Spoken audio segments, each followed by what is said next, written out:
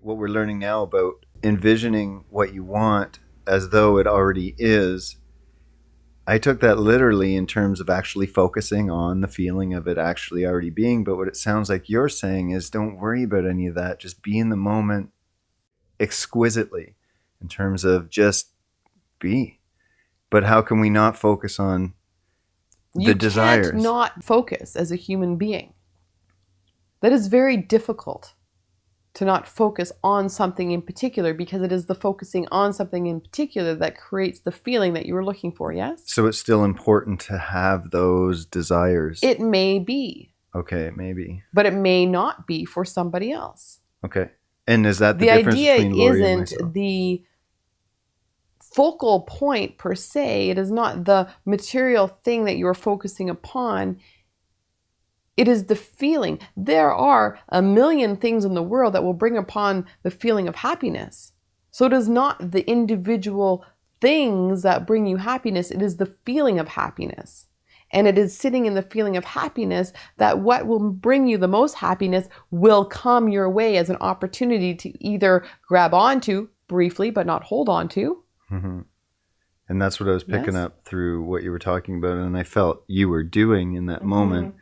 Is not necessarily focusing but it's there within your essence. It's there, but you're not focusing on what it is you want so much.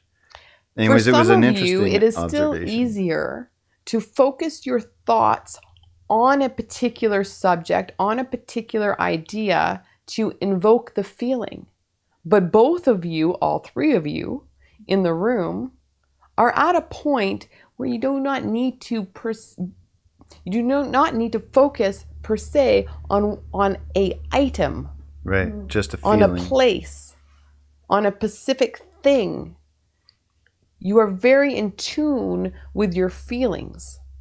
So it is about feeling what you want to feel in every opportunity, regardless of whether or not it portrays itself as being seemingly negative or seemingly positive. When in a situation, when in an experience, when in some circumstance, which is every moment, pick your feeling. Okay. And if you're having difficulty finding that feeling, then pull something out of your imagination that reminds you of that feeling. But beware, the ego too will be grasping at other things that it wants to feel. The hurt, the pain, the injustice, the victimization. Because there will be a battle going on at that point. The battle between the human ego and the battle between the eternal soul. But don't worry. The ego has no stamina. Not when it comes to the soul.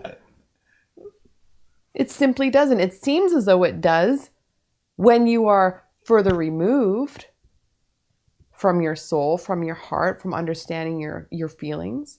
But the feelings are your gauge. Your feelings are what in turn crystallizes your reality. In other words, should you decide to grasp onto the idea of the ego that this person has hurt me in the past, therefore they will in the future, now you're going to sit in that for a while. You're going to marinate it until it becomes a soupy, globby stew. And it becomes real once again. Yes, exactly. And even if you think that you are actually transforming your thoughts and your feelings and that this person really is no longer of a threat to you, but still, this person comes into your life and manifests that threat again, it is because you are still, regardless of whether you realize it or not, hanging on to that idea on some level. So you can't think your way out of it. You have to feel your way out of it. You have to feel your way into it. You can't think your way into it. The illusions around you, the idea of the beach, the idea of the mountains, the idea of the yummy tasting cookies coming out of the oven, those are illusions that are there for you as a tool to help you remember what your feelings are. Oh, that's interesting. Eh? It is. I like that way of thinking about it. Me too. I didn't think of it that way. No. It's because you were overthinking it. Of course. It's a very simple concept, yes? Yeah. It is. But you will get to a point that most of the time, you don't necessarily need to think about those things to feel the feeling.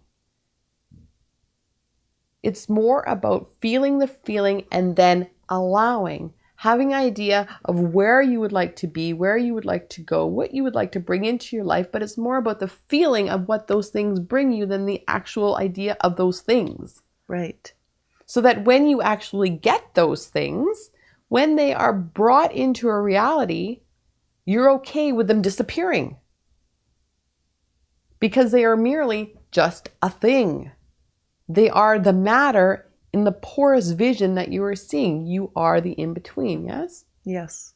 So it doesn't matter if they fall away, regardless of whether there's a huge monetary value to them or not, because something else will then come your way based on you understanding that it is your feelings that are creating your current reality. Right.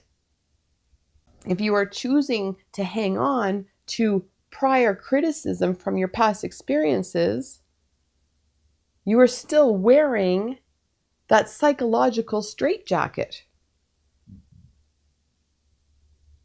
If you are choosing to be more than that, to experience more than that, to shed all that, you can. Mm-hmm. There is nothing stopping you other than your resistance to letting it go. That's it. That is the key to empowerment. Understanding that all these choices are your own. We may be here to guide you. We may be here to serve you in this way. But in the end, this is your journey. This is your story. This is your orchestrated symphony. Mm-hmm. You decide what feels right for you. And if it feels too heavy, let it go.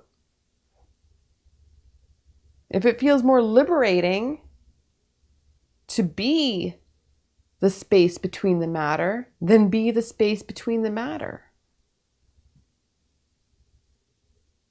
And the more you let go, the more aware and sensitive you can become of the space between the matter.